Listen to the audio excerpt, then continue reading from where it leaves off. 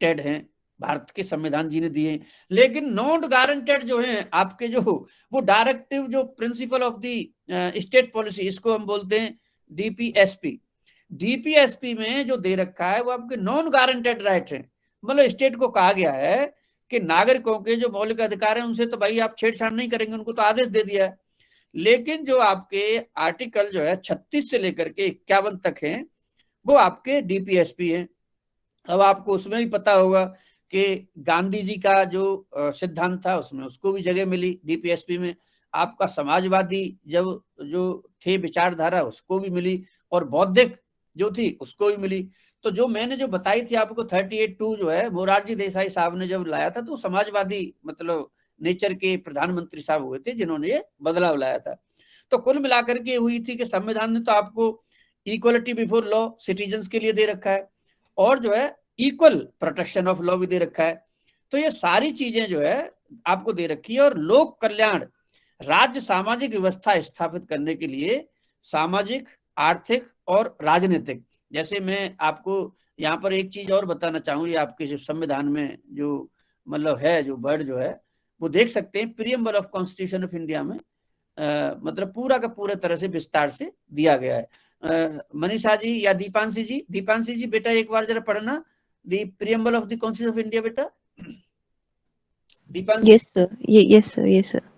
We, the people of India, having solemnly resolved to constitute India into a sovereign, socialist, secular, democratic republic, and to secure to all its citizens justice, social, economic, and political, liberty of thought, expression, belief, faith, and worship, equality of status and of opportunity, and to promote among them all fraternity, assuring the dignity of the individual and the unity and integrity of the nation.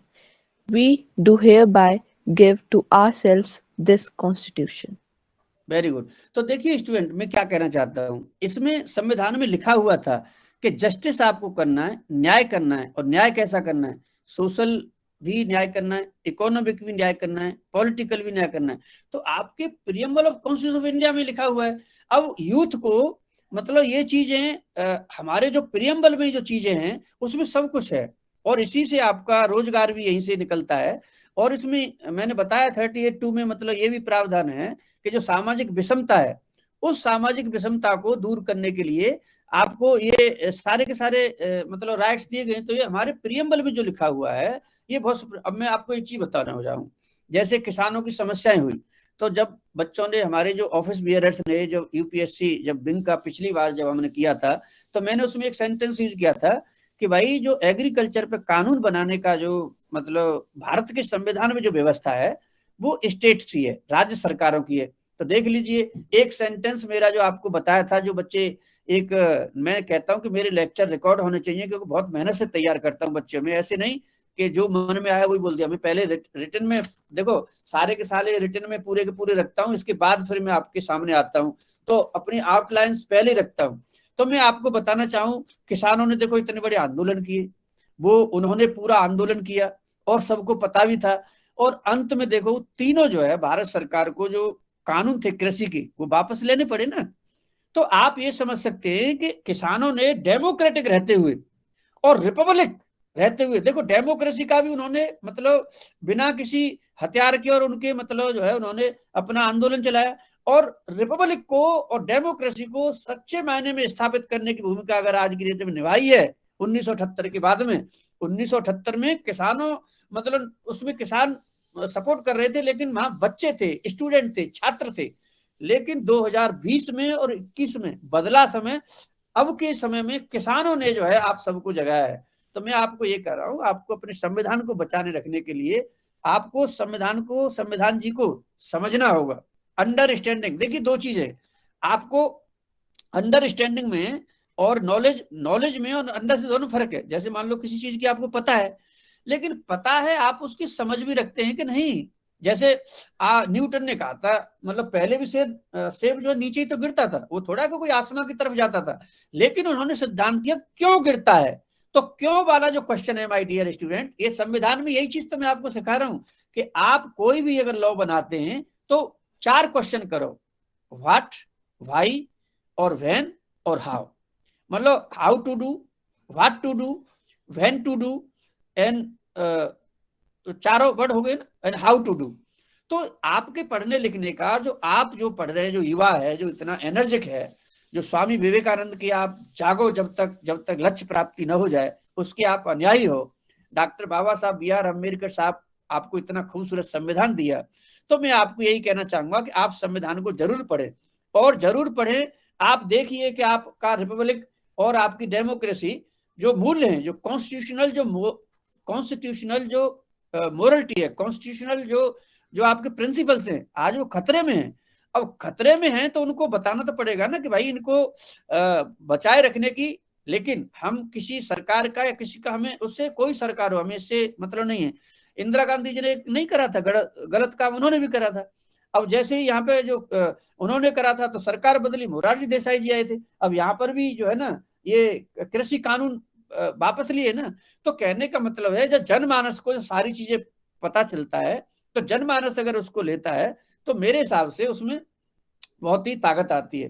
तो मैं इसको ये कहना चाहता हूं कि संविधान में कहीं पे कोई गड़बड़ नहीं है। संविधान बहुत ही सब कुछ देता है, सारी ताकतें देता है, सब कुछ है। फंडामेंटल राइट है, फंडामेंटल ड्यूटी है, direct principle of the state policy है, आपके प्रियम्बल में सब कुछ दे रखा है जो होना चाहिए। रिपब्लिक है, लेकिन माय डियर रिपब्लिक फॉर्मेलिटी थोड़ा ही होनी चाहिए, डेमोक्रेसी फॉर्मेलिटी थोड़ा ही होनी चाहिए कि 4 आदमी मिलकर के कोई भी एक्शन ले ले, ऐसा थोड़ा होता है। इन्फॉर्म्ड सिटी मतलब उसमें जो है गवर्नेंस में ये होता है, बीइंग गवर्नेंस का जो टीचर होने के नाते, कि आप जो कोई डिसीजन लें तो पहले अपने सिटीजन को बताएं, और सिटीजन जब उसमें लेंगे। अब जैसे फॉर एग्जांपल एनईपी आ रही है, तो आपको मैं एक चीज बताऊं, एनईपी का हमें क्यों विरोध करना चाहिए। एनईपी में जो चीजें अगर ठीक नहीं है, हमें उनको तो बताना चाहिए कि भाई ये चीज ठीक नहीं है, और उनको समाधान चाहिए। लेकिन आपने देखा होगा, मैं इस मौके पर कोई क्रिटिसाइज नहीं करना चाहता, लेकिन कहीं ना कहीं हमारी प्रॉब्लम तो रही होगी ना, जो ट्यूटोरियल्स हैं, जो लेक्चर्स हैं, जो कंप्यूटर लैब हैं, जो हमारी जितनी जो मतलब वर्कलोड है, कहीं ना कहीं जो है, जहां एक तरफ पसीना बहाते हैं टीचर, आपको पता ही है, दिनों रात एक कर देते हैं। वहीं कुछ ऐसे भी हैं कुछ लोग जिन्होंने टीचिंग प्रोफेशन को भी बदनाम करने में कोई कसर नहीं छोड़ी है।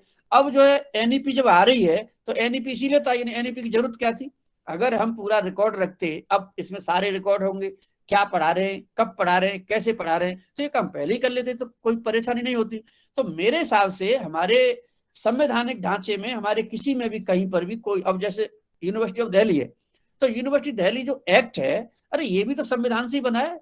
मतलब जितने लॉ हैं, चाहे बिजनेस लॉ है, चाहे कोई लॉ है, चाहे इनकम टैक्स लॉ है, सारे के सारे संविधान से ही हैं। तो संविधान तो सुप्रीम है। तो मेरी आपसे सलाह ये होगी कि आपको संविधान जरूर पढ़ना चाहिए, और सभी स्टूडेंट को इसकी ताकत को समझना चाहिए कि अगर संविधान जी हैं तो हम हैं, अगर संविधान जी नहीं है तो फिर हम भी नहीं है। क्योंकि संविधान जो है लिविंग डॉक्यूमेंट है माय डियर। संविधान जीता जागता भारत है। मैं दोबारा से रिपीट कर रहा हूं, संविधान जी जीते जागते महापुरुष की तरह भारत हैं, जीते जागते। तो इनकी सुरक्षा और रक्षा करना, ये आपको बहुत ताकत देते हैं, और इनकी ताकत से ही आप आगे बढ़ सकते हैं। तो इसी अवसर पर मैं ज्यादा मतलब मेरे को लगा कि बच्चों को डेमोक्रेसी, रिपब्लिक, इकोनॉमिक और जितने हमारी fundamental rights, fundamental duties, directive principle of the state policy, क्या रिपब्लिक है, और दूसरा equal protection of the law और इक्वल बिफोर द लॉ, इन सब की जानकारी आप तक पहुंचाऊं मैं इस मौके पर। तो छोटी सी आपको एक कविता के माध्यम से मैं जरूर शेयर करना चाहूंगा। तिमिर छांट कर सूर्योदय, तिमिर छांट कर सूर्योदय अपने पांव पसार रहा है, गणतंत्र दिवस पर वीर तुम्हें अब अपना देश पुकार रहा है। जिन्होंने हमारे मतलब इतने महान चंद्रशेखर आजाद, भगत सिंह, जिन्होंने कुर्बानियां दी थी, आज मैं उनकी ओर इशारा करते हुए, स्वार्थों की हम भेंट चढ़ गए, स्वार्थों की हम भेंट चढ़ गए, भय के ही जब हेतु बन गए, पीड़ाओं की नहीं बहाकर, पीड़ाओं की नदी बहाकर, कष्टों के जब सेतु बन गए, थके थके हर संवेदन को, थके थके हर संवेदन को फिर से खड़ा निहार रहा है, गणतंत्र दिवस पर वीर तुम्हें अब अपना देश पुकार रहा है। नारी की अस्मिता रो रही, नारी की अस्मिता रो रही, जीना भी दुश्वार हो रहा, कुछ लोगों की लिप्सा से ही कितना कठिन प्रहार हो रहा। दुर्जनता से यहाँ अन्न व रतन, दुर्जनता से यहाँ अन्न व रतन, लड़ते लड़ते हार रहा है। गणतंत्र दिवस पर वीर तुम्हें अपना देश पुकार रहा है। विषमता हुए इस घोर दौर में धर्म जाति सब अस्त्र बन गए, दरकिनार कर राष्ट्र हितों को भाषाओं के शस्त्र बन गए। उन्मादी हर दिशा में, उन्मादी हर दिशा में केवल भ्रष्टाचार फैल रहा है। गणतंत्र दिवस पर वीर तुम्हें अब अपना देश पुकार रहा है। आपको सभी को गणतंत्र दिवस की हार्दिक शुभकामनाएं मेरी तरफ से। कोई भी शब्द जो है, कोई भी बच्चा जो समझता हो कि उसमें कोई करेक्शन की जरूरत है तो उसका क्रिटिसिज्म, पॉजिटिव क्रिटिसिज्म में ऑलवेज वेलकम करता हूं। मेरी टीम राहुल जी, पवन जी, मनीषा जी, हर्ष जी, आशीष जी, अमृता जी, सबको मैं उनको बधाई देता हूं इसने ब्यूटीफुल जो है ऑर्गेनाइजेशन के लिए। और आप सभी युवाओं से मैं अनुरोध करता हूं कि आपके दिमाग में जितने भी क्वेश्चंस हैं आप अपने क्वेश्चन पूछ सकते हैं। और भारत को, संविधान जी को सदैव एक शब्द सीख जाओ, जी भी लगाओ, क्योंकि ये जी उन्हीं के लिए लगाया जाता है जो साक्षात्कार आपको ताकत प्रदान करते हैं और एनर्जी प्रदान करते हैं। इन्हीं मंगल शब्दों के साथ जय हिंद, जय भारत।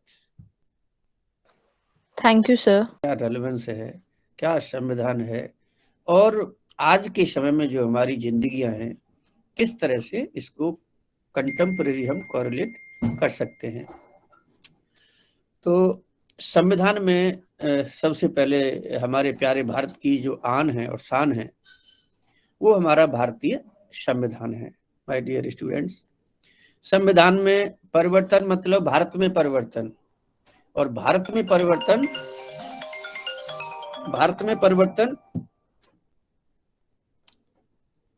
मतलब संविधान में परिवर्तन।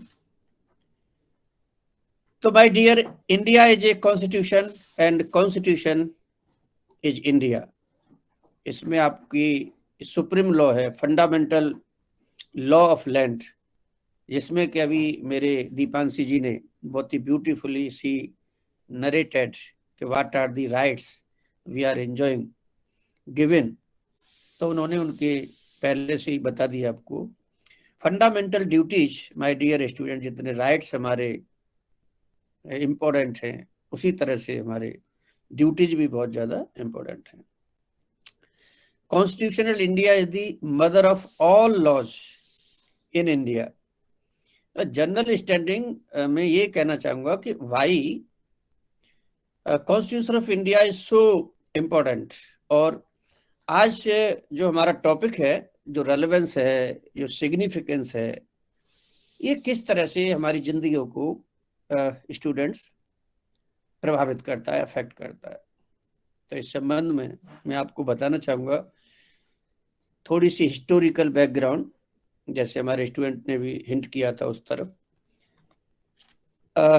दिसंबर जो है 1929 में, एग्जैक्ट डेट थी 28 दिसंबर 1929 स्टूडेंट्स। तो लाहौर में रावी नदी के किनारे पर हमारे देश के जब इंडियन नेशनल कांग्रेस के लोगों ने और पंडित जवाहरलाल नेहरू जी की अगुवाई में ये फैसला कर लिया था कि हमें पूर्ण स्वराज चाहिए, मतलब सेल्फ गवर्नेंस चाहिए। उन्होंने मन बना लिया था। और 26 जनवरी 1930 आदरणीय श्री पंडित जवाहरलाल नेहरू जी ने रावी नदी के किनारे पर लाहौर में ही, और एक सिंबॉलिक मतलब प्रतीकात्मक रूप से वहां पर झंडा फहराया गया। मतलब वो दिन था 26 जनवरी 1930। तो मैं आपको ये बताना चाहता हूं कि हम 26 जनवरी को ही अपना रिपब्लिक डे क्यों मनाते हैं।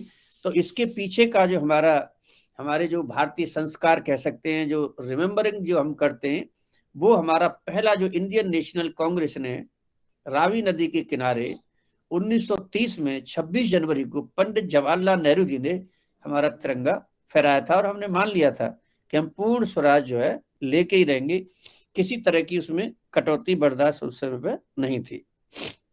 स्टूडेंट्स, 9 दिसंबर 1946 को संविधान सभा का गठन हुआ और 15 अगस्त 1947 को ही हमें पूरी तरह से आज़ादी मिल गई।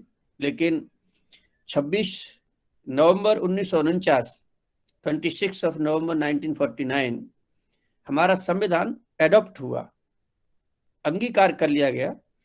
लेकिन इनको लागू करने के लिए सभी लोगों ने सहमति ये बनाई कि नहीं, हमारे लिए जो रिमेम्बरिंग जो तारीख है वो 26 जनवरी होगी। तो इसीलिए हमारे जो कुछ मतलब जो समाज जो चला रहे थे जिस समय पे देश को, उन्होंने तय किया